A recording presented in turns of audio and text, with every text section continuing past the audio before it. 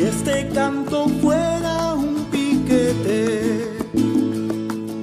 la calle principal fuera el destino, lo sumaría al puño, al grito fuerte, abajo el hambriador y el asesino. Aquí, allá, el miedo se acabó. Aquí, allá, el miedo se acabó. Con un fuerte aplauso, el veredicto que saca este juicio ético y político en contra del despojo en Colombia, compañeros y compañeras. Que la fuerza que caracteriza la lucha y la organización del pueblo que se resiste al despojo esté presente en este momento y en todo lo que viene aquí en adelante. De parte del cuerpo colegiado, Eduardo León hará la lectura del veredicto del juicio ético y político contra el despojo. Agradecerles a todos y a todas, a los organizadores de este juicio ético, por la participación y por habernos acompañado durante estos 2 días de trabajo. Después de un arduo trabajo, vale la pena decirlo, hemos logrado llegar, con mis colegas Manuel y Susana, al siguiente veredicto sobre este juicio ético contra el despojo en Colombia, que voy a proceder a leer. Introducción. El juicio ético y político contra el despojo en Colombia nace como propuesta convocada por la Red de Hermandad de Solidaridad REDE y el Congreso de los Pueblos. El juicio es un mandato del Congreso para la Paz que se reunió en abril de 2013 y contó con la participación de aproximadamente 20.000 participantes. Constituye un ejercicio de justicia propia que a la vez pretende llevar acciones jurídicas formales. Tiene sus raíces en el largo proceso de las organizaciones de la red de exigir justicia frente a las empresas transnacionales en Colombia y su rol como beneficiarios de la guerra en el país. De este proceso se destaca el Tribunal Permanente de los Pueblos y la experiencia de juicio ético a las transnacionales en Argentina. Este juicio ético estuvo precedido de una audiencia sobre la agua Mora Chante realizada en el caserío San Pedro Frío, municipio de Santa Rosa, en el sur del departamento de Bolívar, y otra audiencia llevada a cabo en Puerto Gaitán, departamento de Meta. Durante los días 28 y 29 de julio en el corregimiento de San Pedro Frío, municipio de Santa Rosa, sur de Bolívar, se reunieron comunidades, organizaciones y asociaciones de agricultores y mineros ancestrales y tradicionales procedentes del sur de Bolívar, Cajamarca, Tolima, norte y sur de Nariño, Suárez, corregimiento La Toma, departamento del Cauca, Valle y Antioquia, para realizar la audiencia preparatoria del juicio ético contra la multinacional Mora Chante. Durante los días 28 y 29 se reunieron comunidades, organizaciones y asociaciones de agricultores y mineros. Fueron presentados 4 casos. Sur de Bolívar, con énfasis en derechos humanos y legislación minera, La Colosa, con énfasis en responsabilidad empresarial, cambio del uso económico del suelo y tenencia de la tierra, La Toma, con énfasis en consulta previa, Nariño, con énfasis en uso económico del suelo. Adicionalmente se escucharon testimonios de Antioquia y sur del Cauca. La audiencia en el municipio petrolero de Puerto Gaitán se realizó durante los días 12, 13 y 14 de julio, fue promovida por sindicatos y organizaciones sociales, contó con la presencia de sindicalistas canadienses en solidaridad con el Sindicato Petrolero Colombiano, la Unión Sindical Obrera y el proyecto Acompáñenme Solidarity Colombia. La audiencia contra la transnacional Pacífico Rubiales se enfocó en la documentación y acusaciones desde diferentes puntos de vista: ambiental, criminal, laboral, sindical, social, económico y militar. Contó con la participación de varios testigos expertos y víctimas de violaciones de derechos humanos pertenecientes a organizaciones sindicales, ONGs acompañantes de procesos sociales, autoridades indígenas, entre otros. El juicio ético designó como fiscal a Francisco Ramírez Cuellar, abogado y presidente de Contraenergética. Ha impulsado varias demandas contra multinacionales por crímenes contra sindicalistas y población colombiana. El cuerpo colegiado estuvo conformado por Susana Deraya, activista indígena de la Nación Athabasca Chipewyan en Canadá, Susana trabajó con las comunidades indígenas Ahuajún y Hualpice en la región de Cenepa, en el norte de Perú, junto a la frontera con Ecuador. Eduardo León Navarro, sociólogo, activista político y defensor de derechos humanos, vinculado a procesos de defensa y protección de derechos humanos desde hace más de 25 años, los últimos 13 con la cooperación internacional en derechos humanos en América Latina. Acompaña procesos de fortalecimiento político organizativo de comunidades indígenas, afrocolombianas, campesinas y procesos sociales de mujeres, jóvenes, población víctimas del desplazamiento y despojo forzados, solicitantes de refugio por causa del conflicto armado y la imposición de políticas de desarrollo. Manuel Vega, padre médico cirujano de la Universidad Nacional de Colombia, magíster en Historia de la Universidad Nacional de Colombia, candidato a doctor en Historia de la misma universidad, se ha desempeñado como investigador social en el impacto de la explotación de recursos energéticos y como docente en el campo de la salud y la historia en las universidades Javeriana y Rosario Nacional de Bogotá. Actualmente se desempeña como docente investigador de la Facultad de Ciencias Sociales y Humanas de la Universidad Externado y como investigador del Centro de Historia de la Medicina de la Facultad de Medicina de la Universidad Nacional. Contexto: políticas del modelo de despojo en Colombia. En Colombia, los planes neoliberales globalizadores se han ido completando con la imposición de ajustes estructurales de la economía desde los años 90 del siglo XX, con la política de apertura económica, y han sido profundizados por los dos últimos gobiernos, cumpliendo con los dictámenes políticos y económicos de los organismos supranacionales como el Banco Mundial y la Organización Mundial del Comercio, que definen el rumbo de la economía mundial para adecuar los países de América Latina al modelo de acumulación y dominación capitalista que ha impuesto el mercado como sustituto de la sociedad, subordinando e instrumentalizando a los estados nacionales para garantizar la integración global monopólica. Contrario a lo que de manera generalizada se cree, los estados no son sustituidos por las empresas transnacionales en la orientación de la economía, ni mucho menos tienden a desaparecer, sino que son puestos al servicio de sus intereses, como ha sucedido con el Estado colombiano. Los ajustes estructurales han significado la articulación de Colombia a la División Internacional del Trabajo, reprimarizando la economía por la vía del extractivismo, lo que ha significado la quiebra del aparato productivo y una involución hacia la producción de materias primas para satisfacer la demanda internacional de minerales, recursos energéticos de origen fósil y agrocombustibles.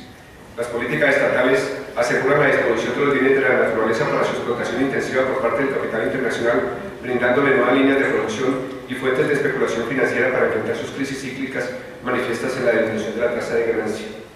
La División Internacional del Trabajo ubica la economía del país en el eslabón con menor valor agregado en el encadenamiento mundial de la acumulación capitalista y lo convierte en una economía rentista con síntomas de enfermedad holandesa como consecuencia de la debilitación del aparato productivo debido, entre otras razones, a la reprimarización de la economía,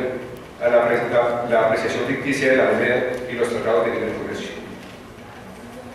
Son varias las políticas que han adelantado los gobiernos de turno para garantizar el ajuste estructural de la economía a las demandas de fuentes de inversión del capitalismo transnacional. Veamos algunas de las más recientes. El Plan Nacional de Desarrollo y Prosperidad para Todos concibe la economía campesina como improductiva y no competitiva. Por lo tanto, la locomotora agropecuaria debe crear las condiciones para la empresarialización del campo, centrada en la producción de cultivos de tardío rendimiento, como supuesta alternativa para insertar el agro colombiano en la economía mundial. Se impone de esta manera una reconversión del uso económico del suelo y se dispone los territorios al servicio del gran capital nacional y transnacional. Esta política, junto con los 14 tratados de libre comercio firmados hasta ahora por el Gobierno Nacional, ha provocado la quiebra de la economía campesina y las economías comunitarias, situación de la que no han escapado pequeños y medianos empresarios del campo. La Ley 1448 de 2011, conocida como Ley de Víctima de Restitución de Tierras, crea la figura del contrato de uso del bien restituido, en virtud del cual, cuando existan proyectos agroindustriales en los predios objetos de restitución, para desarrollarlos de forma completa, un magistrado podrá autorizar la celebración de contratos entre restituidos e inversionistas. Esta figura es funcional al requerimiento del capital agroindustrial de contar con grandes cantidades de tierras que demanden el desarrollo de sus proyectos. El Gobierno Nacional ha anunciado adicionalmente su disposición de establecer el derecho real de superficie para asegurar el uso económico de grandes superficies de tierra, baldíos. En tal sentido, está preparando el denominado proyecto Ley Urrutia, con el que pretende legalizar el despojo de tierras de propiedad de la nación por parte de inversionistas nacionales y extranjeros, contribuyendo de esta manera al creciente acaparamiento de tierras en el país, que aumenta el índice de concentración de la misma. El Plan Nacional de Desarrollo también incorpora la minería como locomotora del desarrollo y con base en su consideración como actividad económica o utilidad pública de interés social, dispuesta en el artículo 13 de la Ley 685 de 2001, que desarrolla el artículo 58 de la Constitución Política, le da un carácter prioritario y dominante sobre el resto de la economía y favorece la minería a gran escala en detrimento de la minería ancestral, la mediana y pequeña minería. El Plan Nacional de Desarrollo Minero 2019 establece en relación al papel del Estado frente al desarrollo minero de la siguiente manera. Comillas, hasta años relativamente recientes, el Estado colombiano como propietario del recurso minero no solo desempeñó funciones de administrador del mismo, sino que en muchos casos actuó sin mayor éxito como empresario. En la actualidad, el Estado busca priorizar y concentra sus esfuerzos en actividades más acordes con las funciones que le asigna la Ley Minera del 2001, las cuales permiten definirlo como facilitador y fiscalizador en el desarrollo de los proyectos mineros, al tiempo que incentiva de forma eficaz y contundente la inversión privada. Esta decisión es acorde con los designios del Banco Mundial para Colombia. El territorio continental de Colombia cuenta con una superficie de 114.174.800 hectáreas. A 1 de marzo de 2013, el área de las actuales concesiones mineras cuenta con una superficie de 5.292.274 hectáreas. El área de las reservas estratégicas mineras tiene una superficie de 20.5 millones de hectáreas y están ubicadas principalmente en el Chocó biogeográfico y la Amazonía. El gobierno nacional tiene proyectado futuro entregar estas zonas mediante subasta al mejor postor, ya no por la modalidad de concesiones. Recientemente el gobierno expidió 3 decretos. El decreto 933 de mayo de 2013, dirigido a poner estrictos requisitos y controles a la minería tradicional como forma de obligar a los mineros, a los pequeños mineros, a ceder sus minas o en el mejor de los casos a asociarse con grandes inversionistas en condiciones asimétricas y desventajosas. El decreto 934, que limita la competencia de los municipios para adelantar el ordenamiento territorial minero, prohibiéndoles expresamente establecer zonas de exclusión para la actividad minera, y el decreto 935, que establece los procedimientos y requisitos para las condiciones mineras y también aplicará para la evaluación de las propuestas de contratos de concesión presentadas en la vigencia durante la vigencia de la Ley 382 de 2010, que fue declarada inexequible por la Corte Constitucional, y que a la fecha de promulgación del presente decreto se encuentren pendientes de evaluación o surgiendo los recursos de la vía normativa, para lo cual la autoridad minera otorgará un término de mayor de 30 días para adecuar su solicitud a estos requerimientos. Es decir, para no dejar en el limbo jurídico a las empresas solicitantes de concesiones por efecto del vencimiento del plazo establecido por la Corte Constitucional para formular y presentar un nuevo proyecto de ley de reforma al Código Minero, dado que, como decía, esta ley fue declarada inexequible. Por otra parte, el gobierno colombiano ha otorgado enormes gabelas y beneficios tributarios a la gran minería, según se desprende de la investigación Minería en Colombia, fundamentos para superar el modelo extractivista, auspiciado por la Contraloría General de la República, en la que se establece que entre los años 2005 y 2010 las empresas mineras, comillas, pagaron en promedio 878.000 millones de pesos anuales por concepto del impuesto de la renta, pero durante el mismo periodo tuvieron deducciones, descuentos y exenciones que representaron un gasto tributario para el país, ingresos fiscales que se dejaron de percibir, de 1.78 billones de pesos. Es decir, por cada 100 pesos efectivamente pagados por ese concepto, las empresas mineras tuvieron descuentos que terminaron representando pérdidas para el Estado por más de 200 pesos. Estas pérdidas realmente las ha asumido no tanto el Estado, sino la sociedad colombiana. Adicionalmente, las políticas ambientales en el país se han ido flexibilizando, pero no bastando con esto, las transnacionales las infringen sistemáticamente y cuentan con la complicidad de las autoridades ambientales, que no ponen mayor traba al otorgamiento de licencias ambientales para las explotaciones mineroenergéticas en el país. En la mencionada investigación de la Contraloría General de la República se da cuenta de tal flexibilidad normativa al establecer que,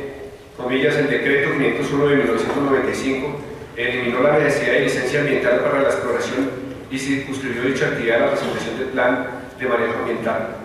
El Código de Minas de 2001 recogió la exigencia de licencia ambiental para la exploración y únicamente estableció el licenciamiento para actividades incluidas dentro de la explotación minera. Posteriormente, el decreto 1728 de 2002 eliminó el requisito de licenciamiento ambiental y presentación de ley al 47% de las actividades previamente obligadas y les exigió a cambio registrarse ante la autoridad ambiental competente en función de las vías ambientales. Por último, el decreto 2820 mantuvo el esquema de licenciamiento para actividades mineras sin incluir la exploración. La participación ciudadana se redujo con la mera información por parte de los interesados en adelantar los proyectos a licenciar sin ninguna posibilidad de que las decisiones de la comunidad sean consideradas como verdaderamente vinculantes, cierro comillas. La agroindustria y la gran minería en Colombia conllevan las patologías propias del extractivismo, dado que las transnacionales mineras crean enclaves económicos que, desarticulados del resto de la economía, subordinan, distorsionan y desestructuran las economías campesinas, empobrecen las comunidades rurales, generan impactos ambientales irreversibles, dejando un gran pasivo ambiental, provocan un gran desempleo que no es contrarrestado por la gran minería y condenan al país a un rentismo basado en la explotación intensiva de la naturaleza, entre otras patologías. El extractivismo impuesto por las transnacionales mediante enclaves económicos en los territorios y propiciado por el Estado colombiano ha sido implementado mediante el uso sistemático de la violencia estatal y paraestatal, la violación de los derechos humanos individuales y colectivos, el desplazamiento forzado, el despojo de tierras y territorios que ha provocado la desesperanza y la desarticulación cultural y territorial de pueblos originarios y comunidades campesinas y afrocolombianas, la violación sistemática del derecho a la consulta previa, la precarización del trabajo asalariado, la violación del derecho a la organización sindical, social y a la movilización y la protesta, entre otros. Las multinacionales Anglo-Gold Ashanti y Pacific Rubiales han sido protagonistas principales de la ejecución de esta política, como fue denunciado y documentado ampliamente por testigos expertos y víctimas de violaciones de derechos humanos durante el desarrollo de este juicio.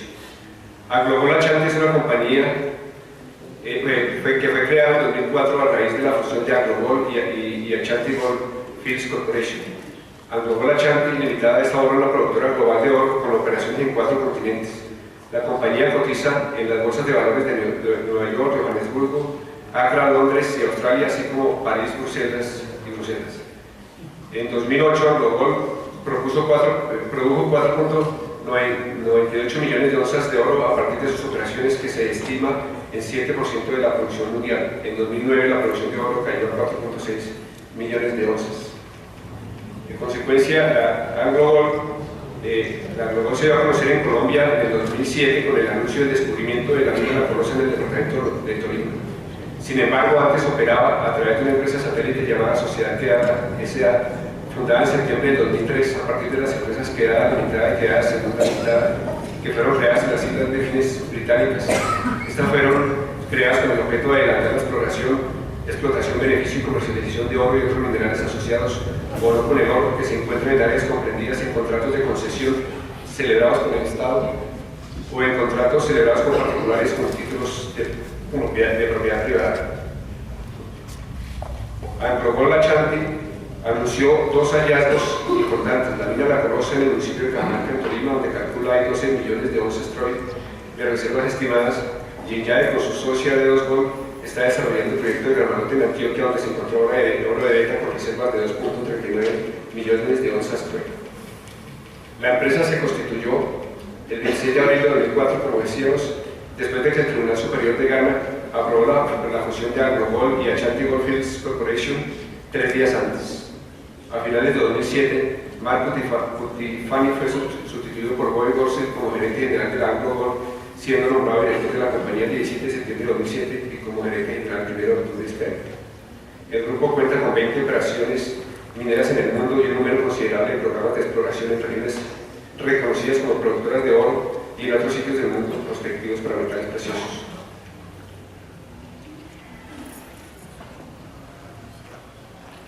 La Organización Defensora de Derechos Humanos Human Rights Watch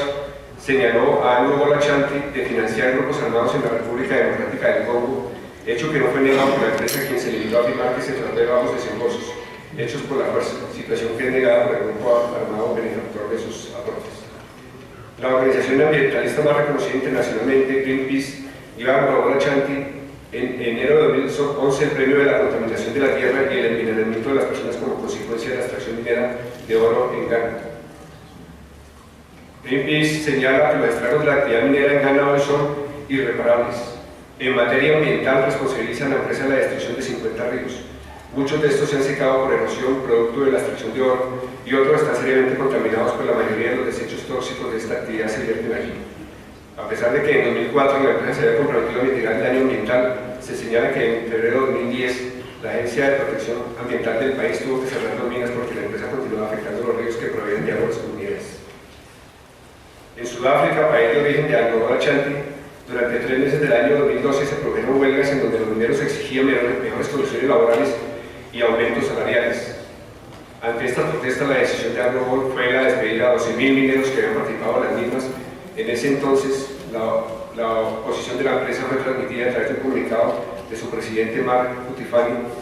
quien dijo que si las huelgas ilegales siguen, eso supone el riesgo de una reducción de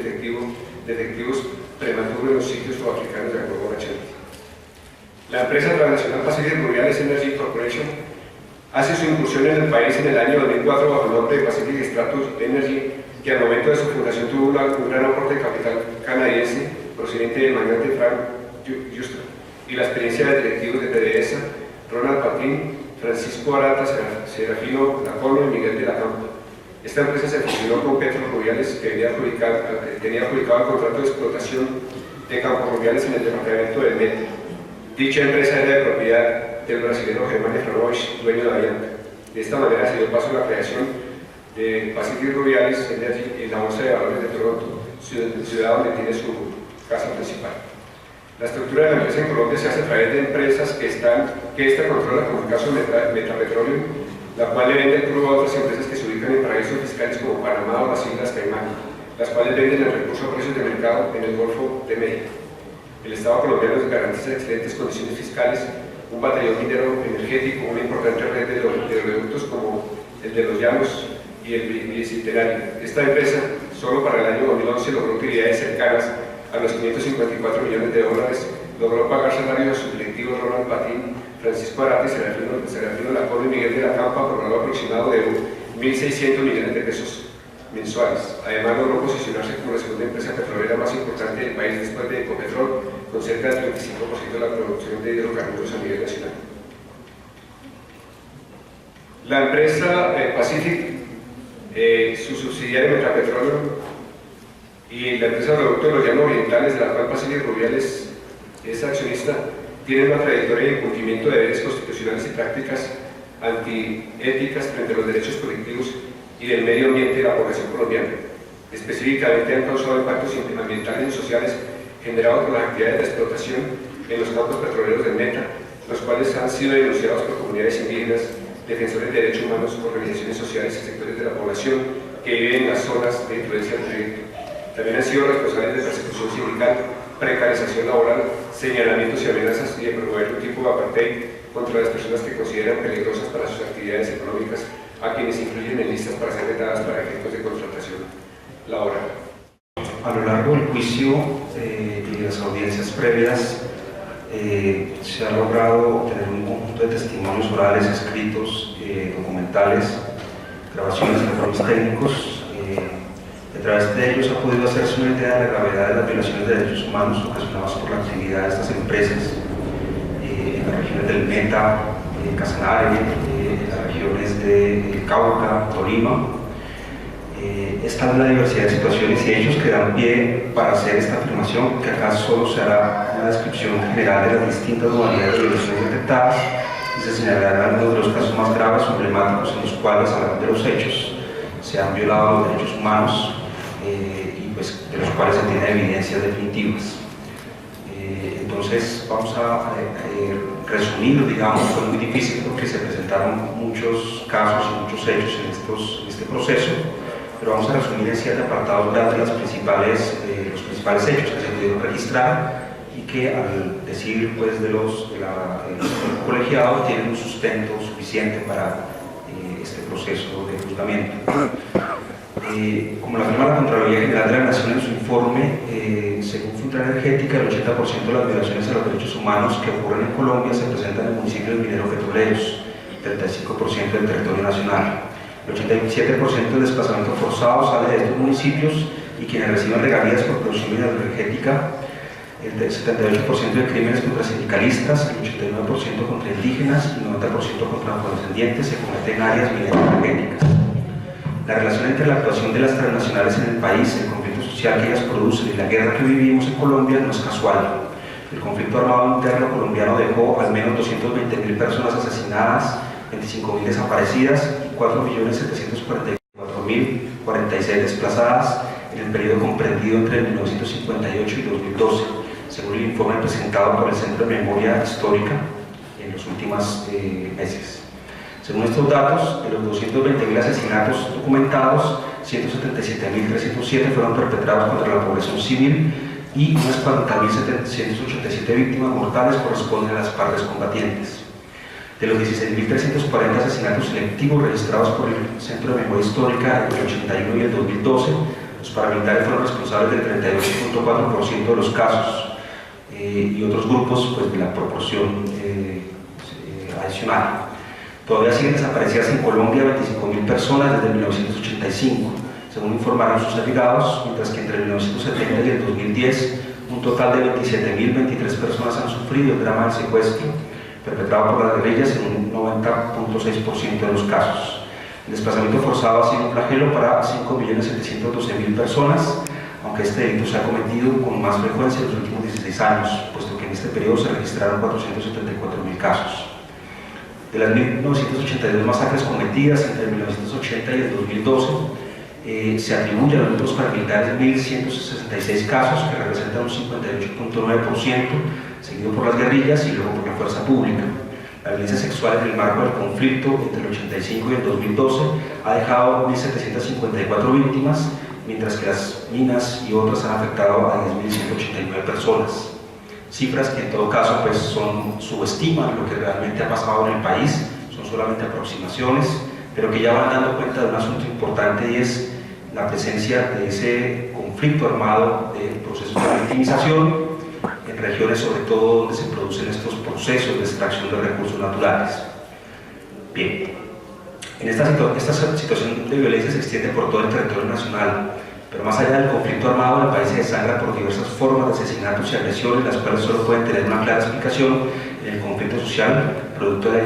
la profunda inequidad que vive Colombia.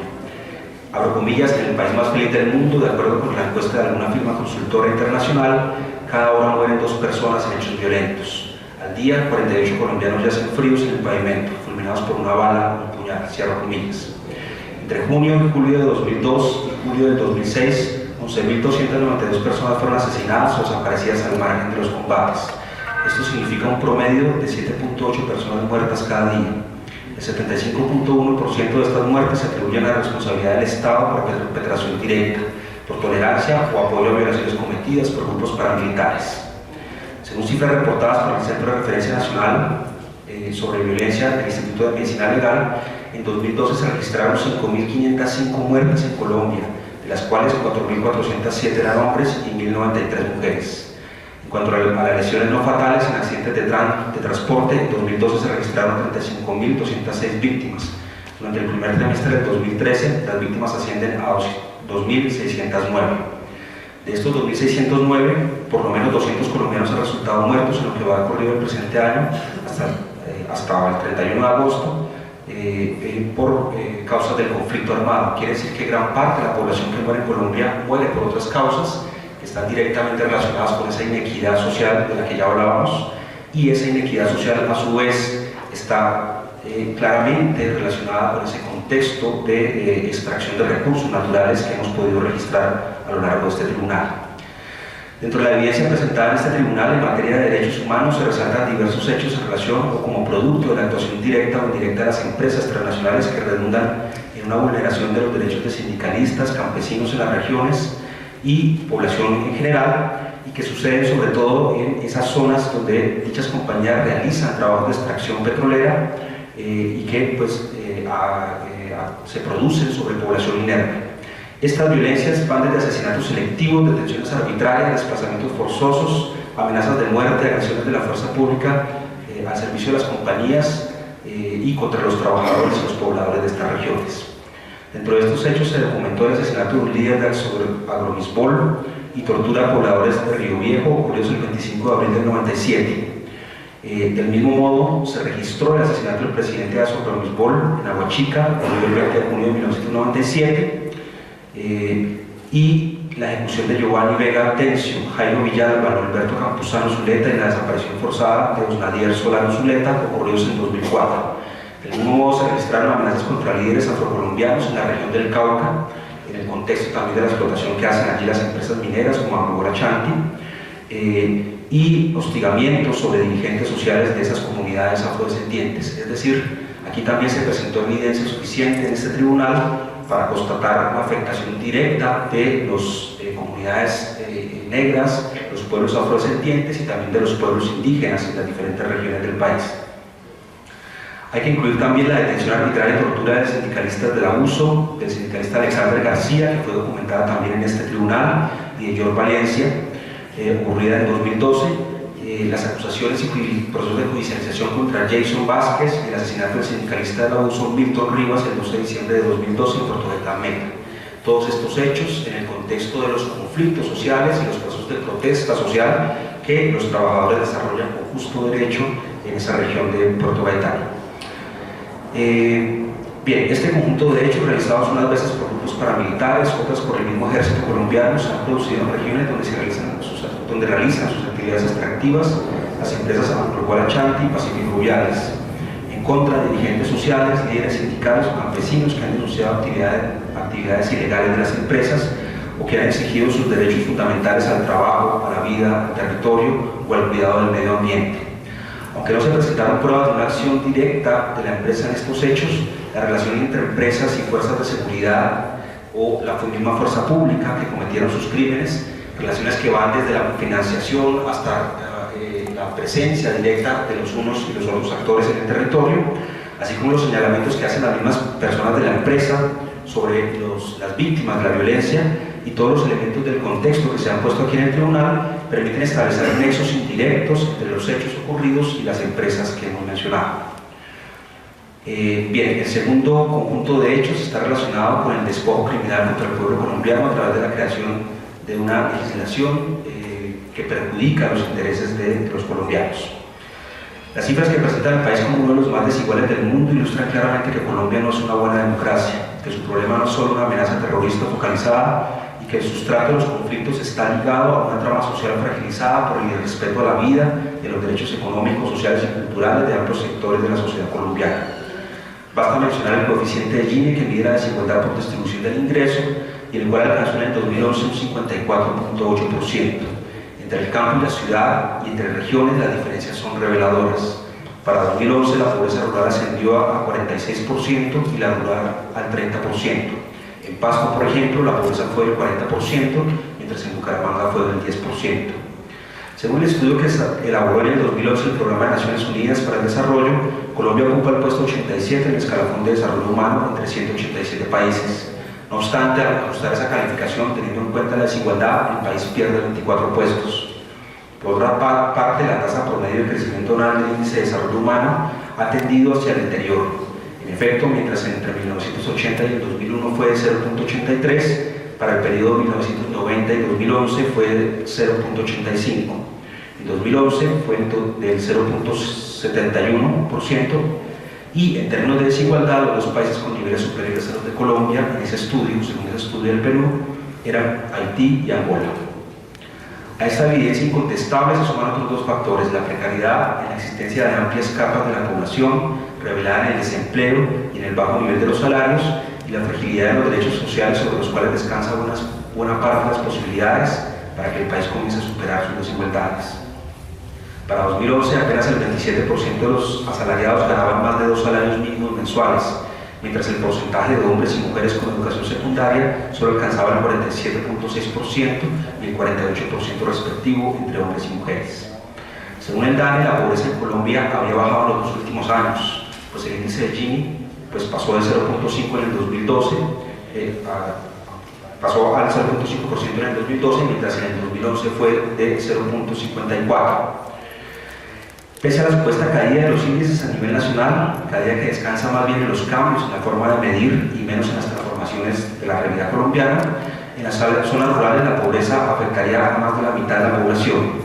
Las cifras de pobreza habían aumentado a nivel rural de manera importante durante el 2012 y llegó en esas áreas a un 46.8%, mientras que la extrema pobreza llegó a un 22.8% en el mismo año. En 2012 los ingresos per cápita a nivel nacional alcanzaron la media de los 500.000 pesos y los 566.000 pesos en las cabeceras urbanas, mientras que en las zonas rurales ese salario mínimo solo alcanzó 207.000 pesos y en las zonas rurales, pues evidenciando sin lugar a dudas el peso de las inequidades que hay en materia de ingresos en el país. En el conjunto de las audiencias que se han realizado en este proceso de tribunal ha quedado probadas una serie de violaciones de los derechos económicos, sociales y culturales que resultan todavía más graves en ese contexto de inequidad que acabamos de presentar. Estas violaciones se han producido en parte por las empresas que actúan en las regiones, pero también por la anuencia o la ausencia definitiva también en algunos casos del Estado y de su papel como garante de los derechos fundamentales de la población colombiana. El Estado más bien se ha dispuesto para garantizar la acumulación por despojo de esas empresas, mientras se empobrece a millones de colombianos y se atenúa toda esa situación o las posibilidades más bien de que se produzca una superación de la desigualdad. En este tribunal se soportaron consistentemente estos hechos gracias a testimonios, investigaciones y pruebas documentales que muestran la injerencia de estas empresas en la elaboración del Código de Minas, en la elaboración de la legislación del petróleo, la legislación del medio ambiente, en la elaboración de la Ley de Estabilidad Jurídica de las Inversiones y en 3 reformas tributarias que afectan a los colombianos. Todo ello tiene como consecuencia la generación de un marco jurídico que adapta al país a la nueva división mundial del trabajo propuesta por el capitalismo actual y que contribuye a la profundización de la miseria y la pobreza del pueblo colombiano, al enriquecimiento ilegal, inmoral y sin causa de los accionistas y administradores de estas empresas y de inversionistas extranjeros, al robustecimiento de un modelo de financiarización especulador e inhumano que está llevando al colapso no solo a las economías regionales y locales, sino a las de diversos países, y a una colosal corrupción de miembros de la fuerza militar, de la policía, de administradores públicos y de funcionarios judiciales que garantizan toda la impunidad que registramos en estos casos. Bien, el tercer apartado es el de la violación de las normas mínimas y las afectaciones al medio ambiente. El proceso de regulación de la normatividad ambiental durante los últimos años en el país es fruto no solo de la profundización del modelo neoliberal en la economía general y el proceso de aumento de la inversión extranjera directa en estas tierras, sino también de los imperativos de una economía capitalista mundial que cuenta con una nueva configuración financiarizadora y reprimarizadora, como se deriva de las pruebas presentadas por expertos y de los argumentos elaborados en las mesas de discusión en este tribunal. Las empresas juzgadas han jugado un papel significativo en este proceso de regulación, que no obstante supone al mismo tiempo procesos de nuevas regulaciones supranacionales, como los tribunales de arbitramiento, o nacionales como las políticas tributarias, de exenciones, en función de facilitar la rentabilidad de las empresas. Durante el proceso de este tribunal ha sido posible documentar hechos de violación a las normas mínimas del medio ambiente y eventos de contaminación de aguas subterráneas en la Antillanura, ríos y quebradas, destrozo de morichales y ecosistemas sensibles, secamientos de lagunas, secamientos de ríos y combustión in situ de gas y de otros derivados del petróleo. Violación a los límites de licencias ambientales otorgadas por el Ministerio del Medio Ambiente y en general daños ambientales graves al territorio ocasionados tanto por la sísmica como por la realización de diferentes procedimientos para la explotación del territorio colombiano. De manera específica se documentaron el secamiento del río Guaviare y combustión in situ en varios sitios de explotación por parte de las empresas Pacífico Rubiales, daño ambiental en la vereda de los kioscos, contaminación del caño Rubiales, falta de control a nivel de licenciamiento ambiental en varios de los pozos de producción de la empresa Pacífico Rubiales, así como la violación de varios de los requerimientos ambientales que se le han hecho a esta empresa. En el caso de la empresa Logona Chanti, se documentó la adquisición de títulos mineros en páramos y parques naturales, violando la ley 99 de 1993, que declara como objeto de protección especial los páramos, subpáramos y zonas de recarga de acuíferos. A estas acusaciones en materia ambiental pues se incluyen algunos aspectos relacionados con el daño de los pastos, por ejemplo, en las zonas de ganadería, en la parte del Meta, la alteración también de flora y fauna por medio de las teas y la quema de los hidrocarburos, y el uso de aguas de la inyección para mejorar la extracción de los pozos. Este conjunto de violaciones ambientales entonces constituyen una afrenta para la soberanía nacional, una violación flagrante de toda la legislación ambiental que el país tiene, ya bastante desregulada, y suponen pues una afectación a nivel del calentamiento global y de las afectaciones ambientales que hoy sabemos no son localizadas, sino que tienen un eco y una resonancia a nivel mundial. El cuarto apartado es el de la vulneración de los derechos de los pueblos indígenas y comunidades negras del país. Durante el proceso de este tribunal se han documentado diversos hechos ocurridos en las regiones del Cauca, Meta, Arauca, Casanare y la región del Pacífico, que pueden ser denunciados como violaciones a los derechos a la vida y la cultura de las comunidades indígenas y afrodescendientes presentes en las zonas de operación de estas multinacionales. Todo ello en contraposición al convenio vinculante 169 de la OIT, a los preceptos incluidos en la Constitución de 1991, a las leyes posteriores que regulan todo el tema de protección de estas poblaciones, de las sentencias de la Corte Constitucional, como por ejemplo la sentencia T-1045 de 2010 y todos los autos respectivos. Estos hechos incluyen casos como el desconocimiento de la consulta previa por parte de la Lobola Chanti, en el caso de los municipios San Martín de Loba, Alto de Rosario y Altillo de Loba, ubicados en el sur de Bolívar, los cuales cuentan con presencia estratificada de comunidades negras. Hecho similar se documentó cuando el Instituto de Geología y Minería de Geominas otorgó 2 títulos mineros a la Lobola Chanti, así como a los particulares Héctor Sarri y Raúl Fernando Ordóñez, sin cumplir con la obligación de consultar previamente a las comunidades negras que habitan el corregimiento de La Toma, municipio de Suárez, en el departamento del Cauca. En el caso del Meta, es posible constatar, con la evidencia presentada, la afectación de los pueblos indígenas Sicuani, Sáliva, Achagua, Cuba, entre otros, como producto de la violenta disminución territorial a la que han sido sometidas las comunidades por parte de la acción de las empresas, deteriorando las condiciones socioambientales, culturales y económicas que garantizan su autonomía alimentaria y territorial. Pueblos nómadas como los Sicuani han optado por un patrón de sedentarismo, por la disminución de la área de cacería, de recolección y cultivo, y han sufrido de factores de violencia contra estas poblaciones por parte de agentes estatales y paraestatales que están provocando el exterminio físico y cultural de estos pueblos. Incluso el otorgamiento de bienes o dinero dentro de los programas sociales de las empresas, o bien bajo la lógica asistencialista del pauperismo que supone hoy en día la política social del Estado, constituyen intromisiones culturales no pertinentes y que no tienen en cuenta los principios de acción sin daño, respeto por la diferencia y por la interculturalidad. Con relación a la empresa Pacífico Rubiales, se documentó su no respeto a la consulta previa en el caso del pueblo Achagua, oleoducto de los llanos orientales, donde Pacífico Rubiales Energy participa con un 19% de las acciones. Esto le costó una sanción por 3.500 millones de pesos como compensación de daños ambientales, sociales y culturales, pero antes de reconocer su error, la empresa se ha beneficiado más bien de la intimidación que han hecho algunos actores armados a las comunidades indígenas que han entablado este tipo de acciones. En contravía con la normatividad colombiana y con las sentencias y autos proferidos por la Corte Constitucional, la acción de las empresas transnacionales y del mismo Estado colombiano está llevando la franca desaparición y muerte demográfica, física y cultural a los pueblos indígenas originarios, con la desaparición de su cosmovisión y de sus prácticas. En el caso de los pueblos afrodescendientes, el impacto de las empresas se revela no solo en francas violaciones a los derechos humanos, consistentes en amenazas y asesinatos de dirigentes que son opuestos a las actividades extractivas, sino también con la pérdida de sus propias formas culturales, la transformación de sus formas de trabajo tradicionales y su incorporación y su enganche a las actividades económicas que ofrecen estas empresas transnacionales en las regiones donde actúan.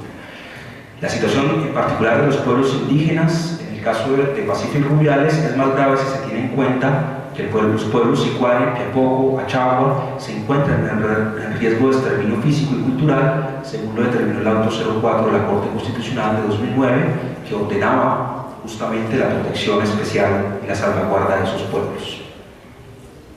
El siguiente apartado es el de los impactos económicos en la población colombiana como producto de la actividad de estas empresas.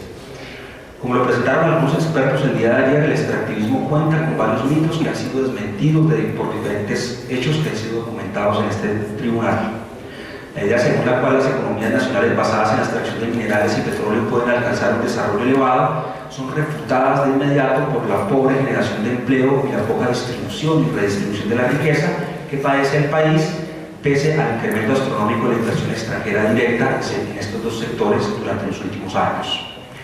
Eso se explica por las condiciones leoninas que tienen los contratos petroleros y mineros en el país, como los celebrados con estas dos empresas, cercanos a las lesivas formas de concesión propias del inicio del siglo XX. La preocupación por premiar el riesgo en la inversión de las empresas extranjeras y de garantizar unos beneficios a la altura de las condiciones de la competitividad del mercado mundial lleva al Estado colombiano a establecer condiciones contractuales cómodas para el capital, pero profundamente lesivas para la soberanía nacional. A ello se suma un sistema nacional de regalías que establece porcentajes irrisorios ligados al tamaño de la producción, que resultan en una ínfima proporción del mar de beneficios económicos que estos dos actores obtienen de su trabajo en Colombia. Este sistema de regalías, centralizado con la reforma del 2010, reduce la participación de las regiones en los recursos, distribuye dineros a zonas que cuentan con intereses políticos especiales, condicionan los recursos en las regiones a inversiones en sectores específicos que fluyen muy rápido al sector privado, y por último esos recursos son apropiados por grupos paramilitares que usan, digamos, de esos fondos para garantizar su operatividad en regiones de extracción de recursos naturales. La política de exenciones incluida en la legislación que promueven estas mismas empresas termina produciendo el pago del Estado a ellas en detrimento de la economía de los colombianos de bajos recursos. Esos colombianos que son los más golpeados por un sistema tributario diseñado para ese propósito. Un sistema tributario que además se encarga de cargar regresivamente a la amplia base social y subsidiar o aumentar privilegios a las élites económicas y a los grandes capitales. Este lesivo aspecto de las exenciones fue documentado en el caso del Anglo Ashanti. En el caso de Pacífico Rubiales no se le reconoce la participación al Estado en el contrato, pese a que el Tribunal de Referendo de la Cámara de Comercio de Bogotá falló a favor de Ecopetrol sobre el campo Quifa. Con relación a esta misma empresa se documentó también la ausencia de control del Estado a los volúmenes de producción. En este sentido, la Dirección de Estudios Sectoriales de la Contraloría Delegada para el Sector de Minas y Energía realizó un estudio sobre el proceso de fiscalización de hidrocarburos en el que concluyó que el Ministerio de Minas y Energía no realiza un balance volumétrico entre el crudo que se extrae de cada pozo y el crudo que se vende, ya sea para exportación o refinación. Al igual que no existe evidencia de que el Ministerio verifique reportes de crudo despachado y el recibido en la cadena de producción y transporte a efectos de detectar diferencias que puedan existir entre lo reportado al Ministerio y lo reportado al receptor. Como lo denuncia el informe de la Contraloría, no existen datos comparativos y al sumar lo declarado por Pacific en referencia a la producción del 2012, pues se encuentra desniveles en esos reportes que revelan o bien que la empresa no reporta todo el crudo que está sacando del territorio, o bien a veces reportes que son usados para otro aspecto que es muy lesivo en este ámbito económico, y es la especulación financiera, que es otro resorte importante que se ha documentado también en este tribunal con varias pruebas. Es el otro resorte de la acumulación que tienen estas empresas en Colombia. Bien, el otro apartado de los hechos resume todos los aspectos relativos a la estigmatización y criminalización de la lucha sindical y social en Colombia. El accionar de estas empresas y la anuncia del Estado ante sus prácticas empresariales ha generado durante muchos años procesos de estigmatización de la lucha sindical y social, presiones ilegales contra funcionarios judiciales para garantizar la impunidad, criminalización, violación del derecho a la libertad, a la locomoción y a la protesta social, generando detenciones ilegales, imputaciones falsas de delitos que pretenden desmovilizar las protestas y encarcelamiento de sus dirigentes. En los casos presentados en este tribunal también es posible registrar la militarización de la protesta social y sindical a través de los organismos de seguridad estatal, el Ejército y la Policía Nacional. En muchos casos se registró también la alianza entre esta fuerza pública y los actores paramilitares que están en las regiones de producción de estas empresas. Y en el caso de la fuerza pública se documenta que tanto Policía como Ejército Nacional no dudan en atacar y detener a los participantes de las protestas, que tienen pues el derecho a realizar esas actividades, derecho contenido en la Constitución y en varias normas internacionales que lo consagran. Esta situación supone un abandono de la responsabilidad del Estado en defensa de sus intereses y el de sus habitantes, y la transformación del Estado social de derecho en un Estado gendarme, cuya principal función es defender los intereses de capitales extranjeros por sobre los intereses de la población colombiana. Pero además, esta situación comporta un incumplimiento flagrante de derechos, como los contenidos en la Carta Constitucional y en el convenio de la OIT y las otras regulaciones que ya se han mencionado. En este sentido, durante este tribunal fue posible constatar hechos como los siguientes: tortura física y psicológica del dirigente del abuso Barranca, Alexander Rodríguez, y de su escolta por parte de un patrullero del ESMAD y otros miembros de la policía,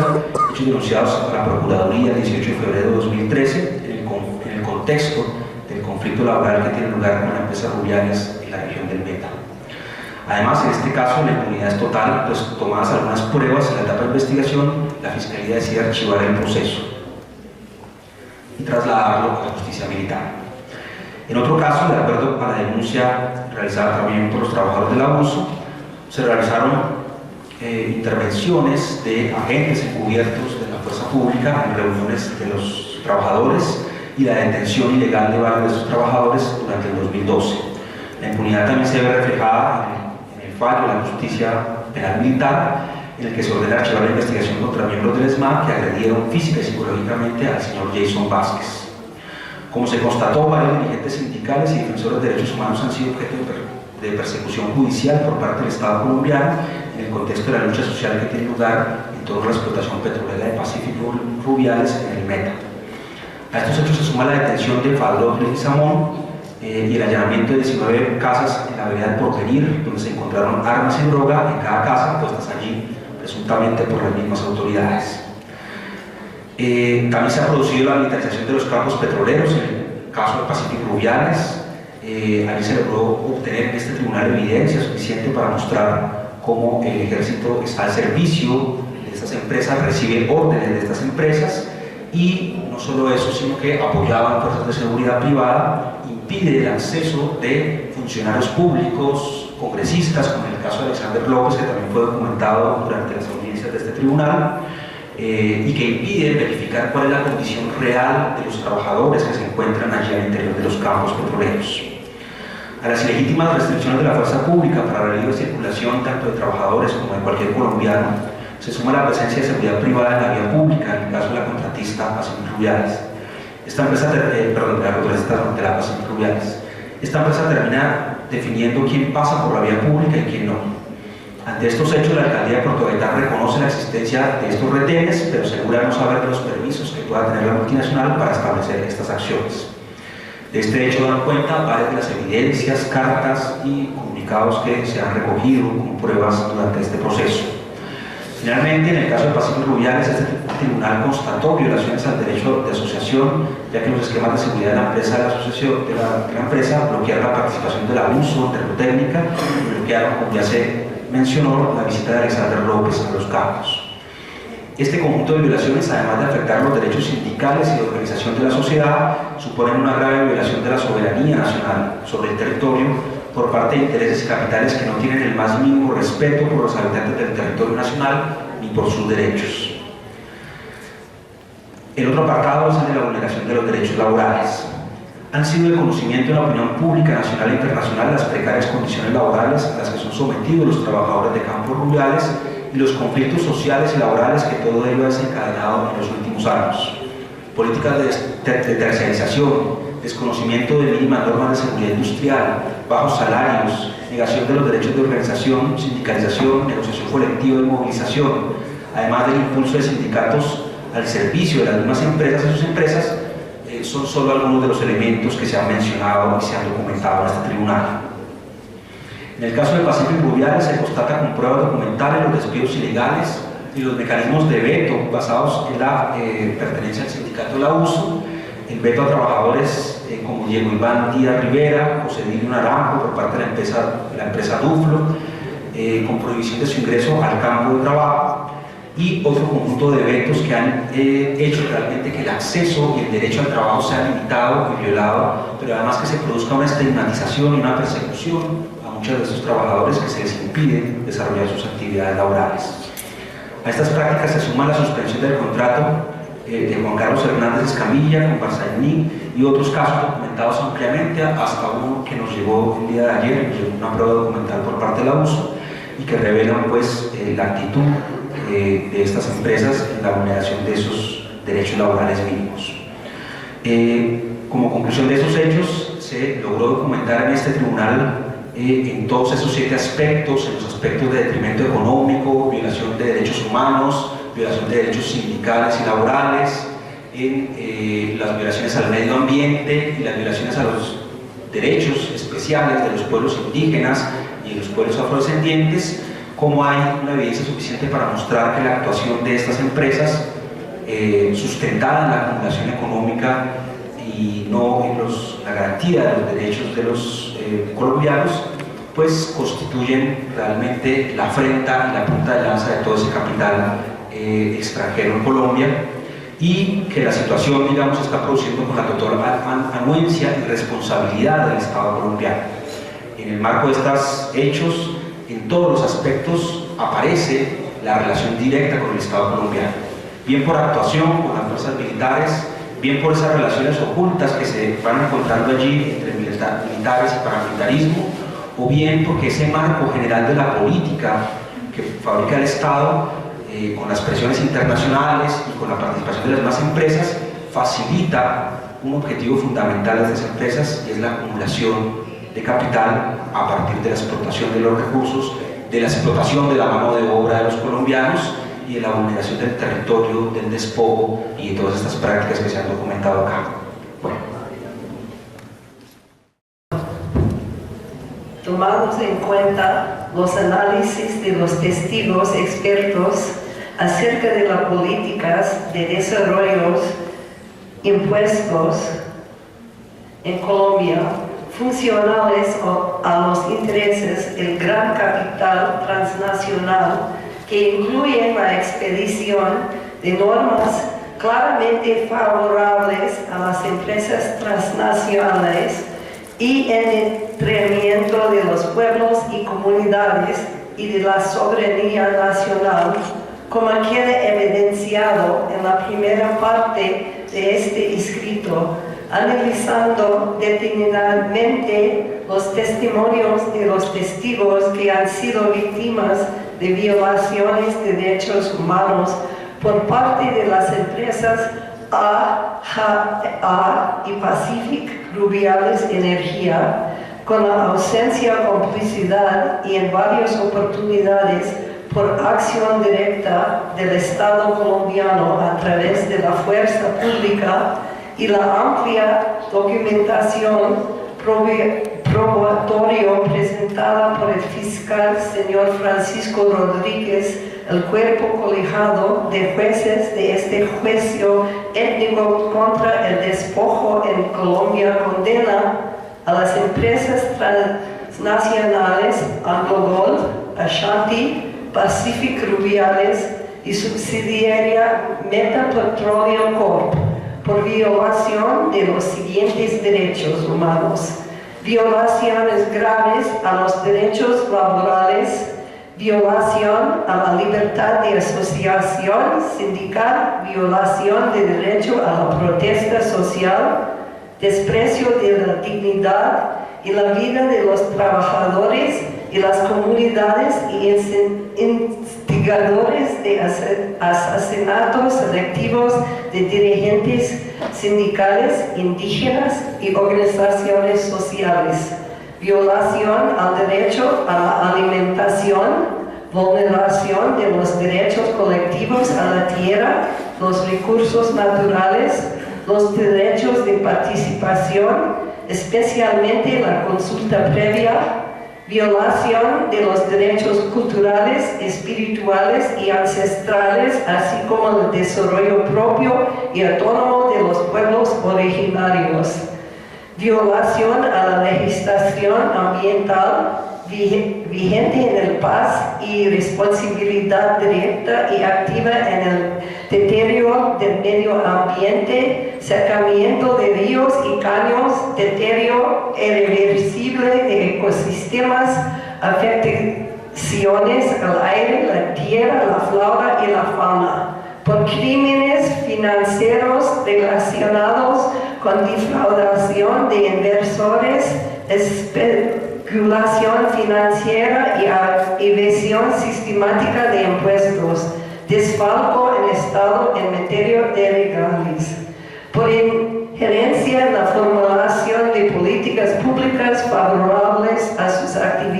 económica, al Estado colombiano por la imposición de políticas de desarrollo que quiebran las economías campesinas y comunitarias, destruccionan pueblos,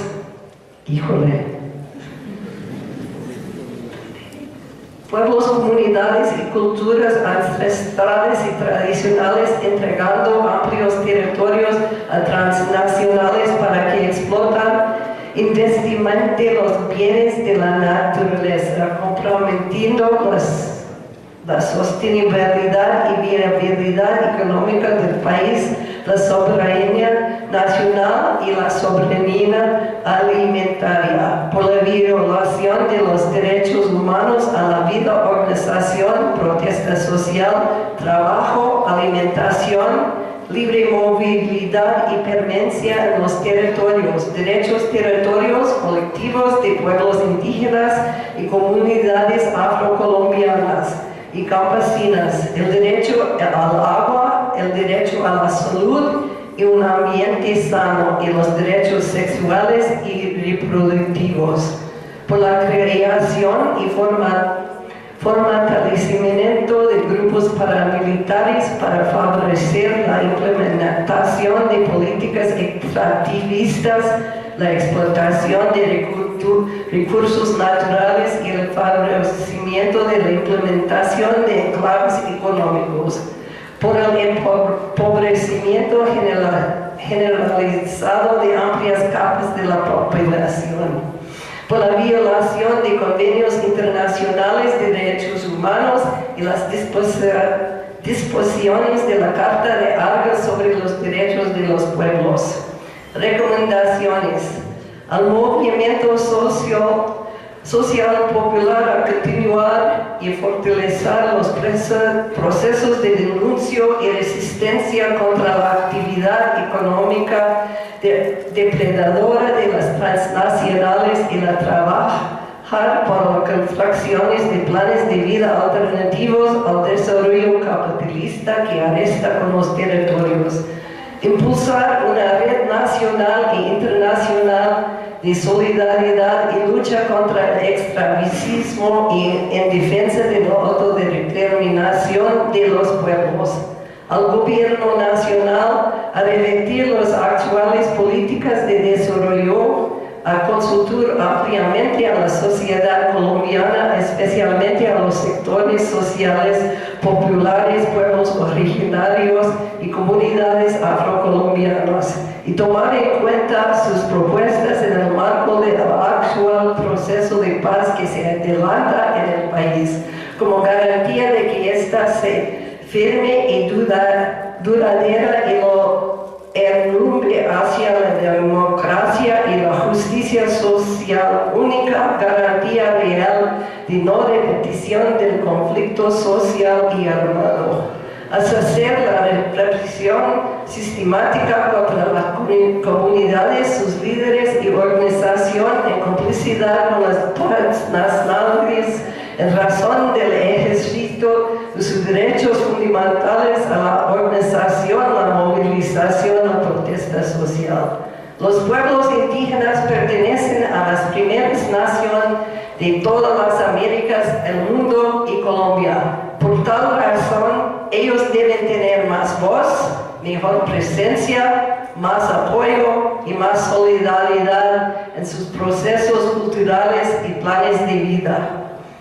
A las transnacionales Anglo Gold, Ashanti y Pacific Rubiales Energy y por extensión a otras empresas a que cesen sus patrones sistemáticos de violación de derechos humanos individuales y colectivos, su pena de exponerse a tribunales internacionales de justicia y al repudio y la condena